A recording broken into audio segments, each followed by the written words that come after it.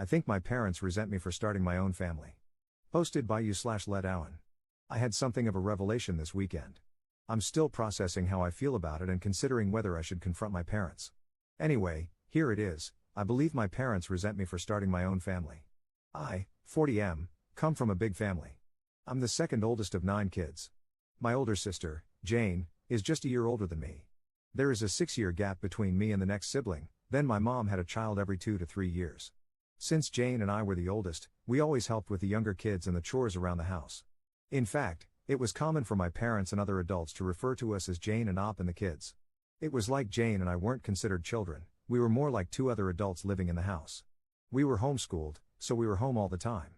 Part of my job was to wake up, make breakfast for the kids, and get them started with their school or activities before I started my own schoolwork. Jane would sleep in because she was more of a night owl, and it was her job to help at night with the baby, because there was always a baby. Jane and I did most of the chores around the house. We took turns either cleaning the kitchen or doing the laundry, of which there was a lot. I did all the guy stuff, like mowing the yard and taking out the trash.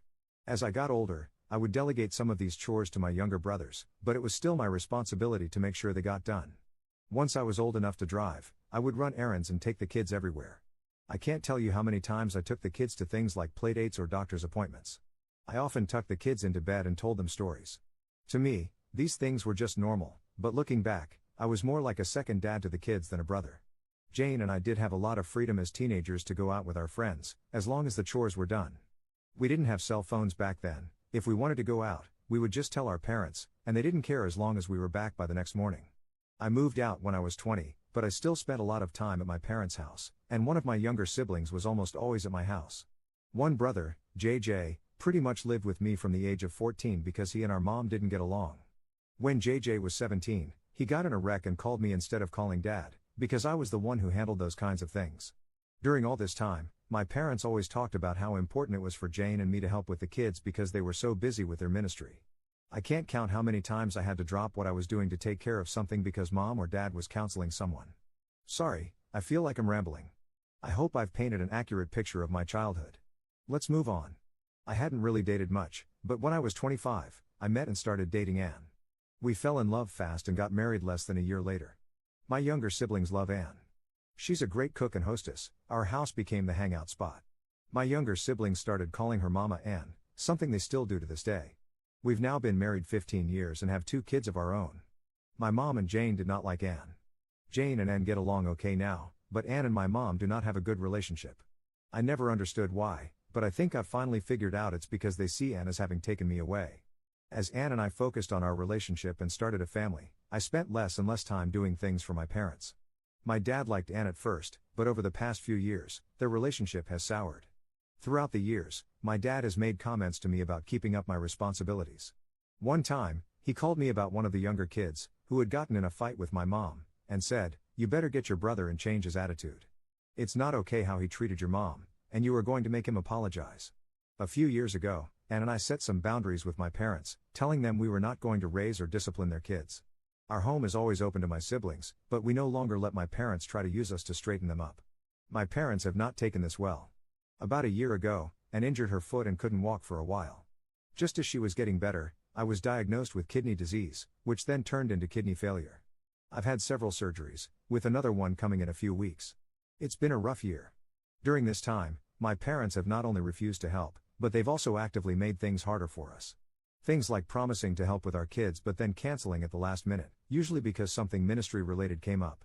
Recently, my sister-in-law, who lives in another state, had a baby, and my mom has been staying with her and helping for the past 6 weeks. My sister-in-law has said that Mom is a godsend and is so wonderful. My dad has gone to help every weekend. This hurts me because my mom wouldn't give us a single night to help with our youngest when he was born. Anyway, I'm sorry this post has turned out longer than I thought it would. I needed to get some of this off my chest. This weekend, I was talking to another sister and telling her how I don't understand why Mom and Dad don't treat me like they do the rest of the kids, even Jane.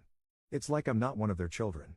And it just kind of hit me that they resent me for getting married, starting my own family, and leaving them to raise their own kids. Part of me is relieved to finally realize why they treat me like they do, and part of me is sad. I'm kind of scared about this upcoming surgery, and I really wish I had a parent I could talk to about it. But I don't feel like I have parents, just some people I co-parented my siblings with. /relevant comments. Commenter. Your parents used religion as an excuse not to parent. It was extremely poor parenting, and it was wrong of them to expect you to do the job they should have been doing. Your parents need a wake-up call about their selfishness. Hit them hard with what they've done wrong, then go no contact. You don't need that kind of negativity in your life. Ops response. That's hard to hear, but you might be right. Commenter 2. Your parents seem so absent from your life. I am so sorry that has happened to you. Take this time to focus on your real family, your wife and kids. That should be your priority now that your folks have revealed themselves for who they really are. Parentification is a type of abuse and neglect, and you've certainly suffered from it. Ops response. Absent from my life is a very good way to put it. Even though I see them frequently, they have no idea what is actually going on with me. When I had my first surgery last year, my mom told people, Op is having a surgery and has to do treatments for a few weeks, then he will be all better. I had to call her and say, Mom, stop telling people that. The surgery is to have a port installed in my body so I can do treatments which I have to do for the rest of my life. I will not be all better in a few weeks. Even with that, she is completely checked out. But at least she gets to be grandmother of the year for my brother and sister-in-law. Commenter 3. Is it possible your mom is a narcissist and actually resents the attention you would have from being sick? Or maybe she is an idiot. Those seem like the only two options to me. I am so sorry you are dealing with this. Hopefully, some of your younger siblings can help you in the future. Ops response. Yes, she is a narcissist. I think she is purposely in denial about my illness because then she would have to admit that she is not helping her sick child. The younger siblings who live close have helped a lot, and the ones that don't live close have still helped with moral support. Update 2 days later. I spoke with my wife, Anne, about it last night. I said something along the lines of, I've realized that my parents resent me for starting my own family and not helping them as much, and that is why they treat me so differently. And I think you've been trying to gently tell me this for years, but I was too dense to get it. We were sitting in bed at the time, and she leaned over, patted me on the head, and said, You are so pretty. I laughed for like 10 minutes, it was a great emotional release. A lot of you said she sounds wonderful, and she really is. I just can't express how much I love her. About Jane, my older sister, Jane did get married and start a family about 2 years after I did. Jane and I had a falling out and didn't speak for several years, but we're okay now, just not very close. Our falling out was more about religion than anything. She is very religious, like my parents, while I am not. I am religious, and we attend church, but it's not our whole life like it is for my parents and Jane. Younger siblings, the youngest is 22, so they are all adults now. The second youngest passed away several years ago, so there are 8 of us now. I am very close with all my younger siblings. They still come to hang out at my house all the time, and they are all great aunts and uncles to my kids. All of them, including Jane, are upset with how my parents treated me this past year. Help with my kids. While I am disappointed in my parents for not helping, I do not need their help. Anne and I have close friends, plus we both have siblings who help. Anne's parents live far away, but they help when they can. We really are okay and feel very blessed and loved with all the help we have received. Therapy, part of my kidney treatment plan includes access to a therapist, and I love her. She has been great in helping me learn to live with an illness. I'm not sure if she is the right person to speak with about my parents, but I will ask her and see if she can refer someone if not. I will wait until after my surgery to bring this up, as I need to just focus on that right now. Setting boundaries. When I say my parents won't help, it's not that they say they won't help, it's that they offer to help and then either bail at the last minute or change the plan so much that it causes Anne and me a lot of stress. A few months ago, Anne was sick, and my mother offered to pick our kids up from school. It's a long story, but she kept changing things and making it very complicated. My youngest ended up being left alone for a little while, and he got scared. After that, I had a harsh talk with my parents and told them how disappointed I was in them and how I needed to focus on my health, but they were making things worse. I told them they are not allowed to take my kids anywhere, they are not allowed to just drop by my house, and, in fact, they are not even allowed to offer to help, because my mom doesn't take no for an answer and will nag until she wears me down. My parents were mad about this, but all 7 of my siblings took my side and rallied around me, so my parents have respected that so far. Going no contact. A lot of people recommended going no contact. I don't want that. I still love my parents, even though they have not been great parents. My kids love them too, and I don't want to take that away. They are good grandparents, when they show up. I don't think my parents are awful people, I think they had this vision of having a big family and a big ministry, and they just didn't realize the responsibilities they put on Jane and me. I have spoken to them in the past and expressed how it was messed up that they put so much on us as kids, and they have apologized. Putting my parents on blast at their church, several people recommended going to their church and telling people how they have treated me. You don't understand this church, they would praise my parents for putting God and the ministry above everything else. These super religious people are crazy. I guess that's it for now. My surgery is in less than 2 weeks, so I'm going to focus on that.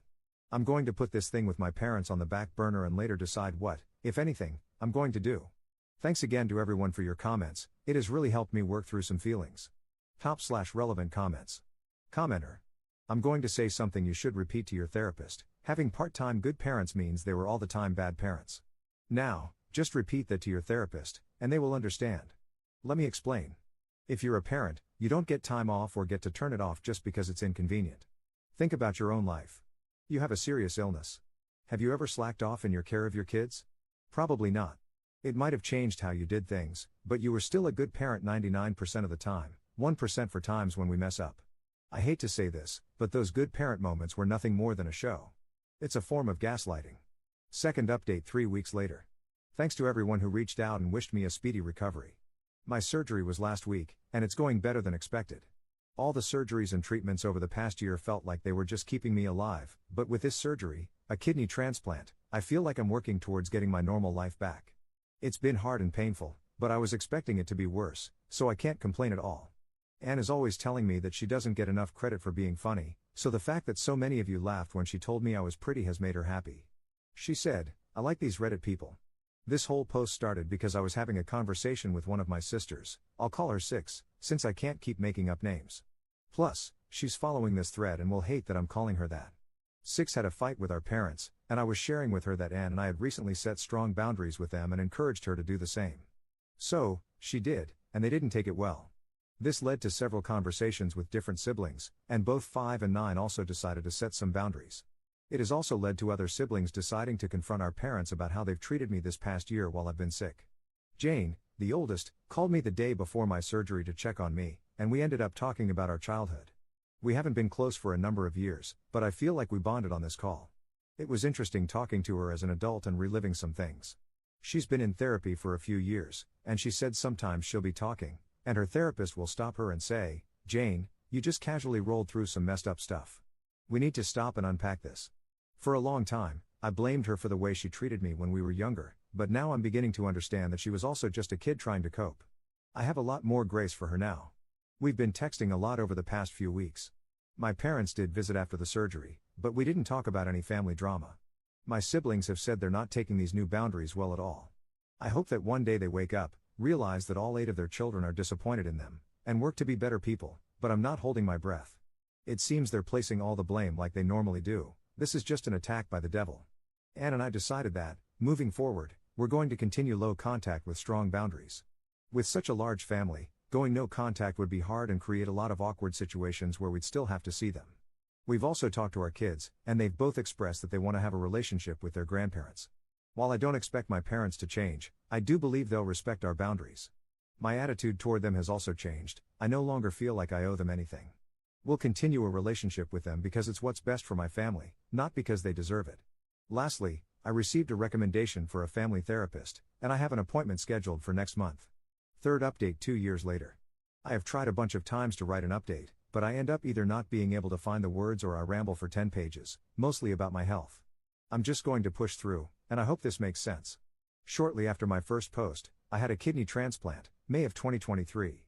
Recovering has been the main focus of my life, but it is not the point of this update, so I'll try to keep this part brief. Things were great just after the transplant, and I recovered much quicker than anticipated. Then I got a stupid virus that caused some minor setbacks. That ended up leading to a bigger setback, and my body began to reject the new kidney.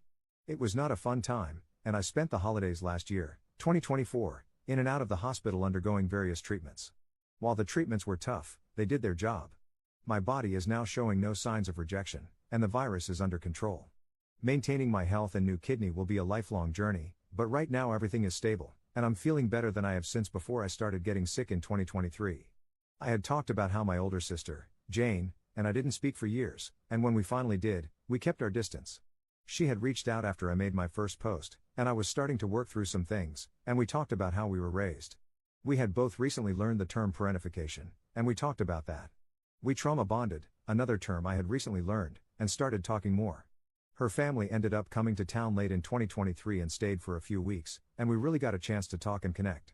I had judged her harshly for things she had done during our childhood, but came to realize she was just a kid who was under a lot of pressure, Forced to raise a bunch of kids, and she was desperate to have some control in her life, and it just happened to be me. There were lots of tears and apologies on both sides because I was not always kind to her either. We have become closer than we ever have been and talk a couple of times a month. My family is going to visit her family this summer. Our kids are excited, as they have become close as well. I'm not sure how to tackle this next part about my parents. My first post was prompted because some drama with my parents and several siblings had come to a head, including how my parents had not been helpful while I was dealing with my kidney issues. We all banded together and set strong boundaries with our parents, which they did not take well at first. Someone said, "It sounds like you and your siblings are bullying your parents into being better people, and that might be the best way to describe what happened." Just before my surgery, I had a very blunt conversation with my parents. I had prepared for it and written out key points I wanted to say. I was not angry when we spoke and just clearly laid out several examples of how they had not only failed to help but had made things harder for my family while I was sick.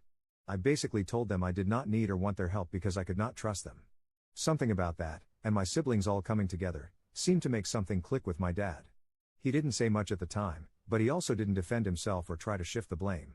Over the next few months, they would text about once a week to check in. If we were feeling up to it, I would invite them to stop by, and they did.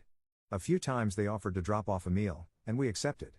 The few times I was not feeling up to it, they did not push. This was all part of the boundaries I had set, and they respected it. A lot of things started changing over that year. Honestly, I think someone showed them my post, my siblings all knew about it, and I think everyone in the comments calling them out had an effect. So thanks to everyone for that.